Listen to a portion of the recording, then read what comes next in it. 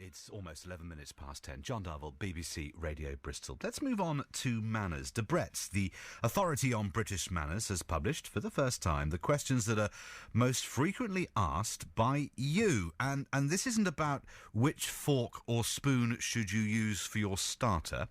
This is about, or first course. I mean, who cares? Anyway, this is actually about basic manners. Opening of doors. Use of mobile phones. When should you apply your lipstick? In public or in the ladies?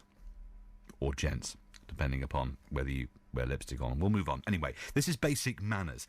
So let's start with somebody who knows all about this. He's been on the programme before, and it's great to have him back on the line now. Grant Harrold, former Royal Butler. Grant, good morning to you. Good morning, John. Nice to talk to you again. Currently on Channel 4, aren't you? I am, yes. Not right now, obviously. No, not right now. I'm not trying to juggle the two at the same time. No, absolutely, doing a series called "You Can't Get the Staff." Now, let's talk about manners, because, as I said, this isn't about which fork to use when eating asparagus. Absolutely. This is actually about some things that I think we are getting a little bit confused over. Let's deal with kissing, as opposed to shaking a hand. It was a "how do you do?" and you shook someone's hand. Now we're supposed to kiss each other, and we're not sure which side, how many times, or whether indeed we should. It gets a bit confusing because I've seen people when they meet for the first time, you can see there's that hesitation whether they're supposed to just shake hands, whether they're supposed to kiss. And what I always say to people is, for the very first time of meeting somebody, you certainly don't kiss them. A handshake's more than adequate. It's only after a few times of meeting that individual, then possibly you would move forward with a kiss. And the other thing I quickly point out is not a full French kiss. It's just in case we have people suddenly, going in for the full kiss. It's a kiss on the cheek, and it's the right cheek. It's the right cheek. The right cheek first, which is the typical British way of doing it. Right. But you could go a bit continental, and you could kiss the right and then the left. But you always start with the right. Always start with the right. Unfortunately, people do forget, and sometimes I've heard other people give the wrong side, and you do see disasters where people go up and they try to do the kiss, and they end up going to the right or the left to the right, and you almost end up with a full kiss because they're not sure which side they're coming in at. Or you end up headbutting somebody, which is probably, I think that's a Glasgow kiss. That brings back memories. Let's talk about mobile phones, because we are surrounded by technology, and of course technology for a lot of people is an intrinsic part of how they live. So mobile phones, which aren't phones, they're little computers, and people scrolling on computers. Lots of stories about people, counter assistants and those at tills in supermarkets saying, "I'm sorry, I'm not serving you unless you stop looking at your phone and at least pack your shopping." Absolutely. Which, quite right too. But when is it acceptable to look at your phone? Do you know, it's a tricky one, because I've even heard of domestic fallouts over the mobile phone, because you're sitting there with the partner or the wife or the husband, and suddenly they're more focused on the phone. The best time for the phone or any electronic device is ideally when you're on your own, if possible. And it's easy enough me saying that, because there's many occasions when you'll suddenly hear it go, and you just think, "Oh, I'll have a quick look at it."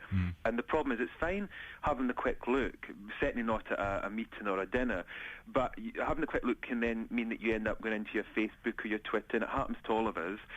The times that I would definitely say you mustn't use your phone is during a business meeting, or for example, especially with dinner parties. Again, there was, I don't know if you saw recently, there was a banquet at the Guildhall for the Singapore president, and his wife, and a picture appeared on Twitter, and I immediately noticed there was a mobile phone on the table. And I couldn't believe it. I mean, of all the places... At a banquet for a head of state, somebody had a mobile phone on the table. I managed to get the picture blown up and put it on my Twitter. And even I was doubting, because I was saying to people, this is a mobile phone, isn't it? Thinking, have I completely imagined this? And of course, people then obviously tweeting saying, it is, and couldn't believe it. And of all the places, it looked like the lady looked like she had a purse or her bag and the mobile phone on the table. And that's something you just wouldn't put an electronic device on the table. And certainly, you'd have it switched off. And if you have to take it, and some people do need to carry them because maybe afterwards they need to call the other half to pick them up, just keep it in the bag and only look at it if you have to when you go to the loo or something, or go out the room. Well, yeah. I mean, Debrett's have come up with these questions. When is it rude to use your mobile phone? Smoking of e-cigarettes at work and kissing somebody. Have you ever spoken to Debrett's? Funny enough, I had a meeting with a representative of Debrett's, and during the meeting I was quite horrified when they were paying quite a lot of attention to their phone.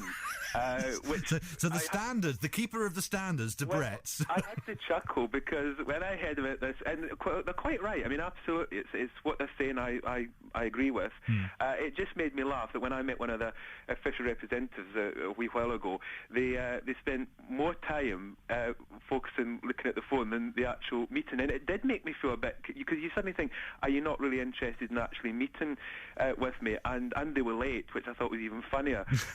And I did, I kind of chuckled, and as I said to somebody recently, because they said to me, oh, but Debrett's obviously the kind of they're known in this country for being the place to go for etiquette and manners.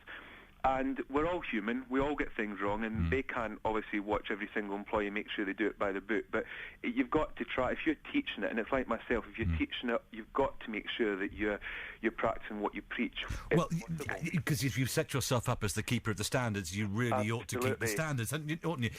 One last thing, Grant. Lipstick was something that came up about whether you should put your lipstick on in private or in public. Yes, well, that's an interesting one, because I obviously read what they said, and again, it's tricky. I mean, for ladies, obviously they want to look their best, which I completely understand. It's trying to do it, and it's not easy, it's trying to do it at the right time, so maybe before a dinner, or pop into the loo when you arrive somewhere, and quickly just obviously doing it then. But the thing I must add is that I have been told, and I've also seen, that even Her Majesty the Queen has been at events, at concerts and things, and at certain times she has been spotted applying a bit of lipstick.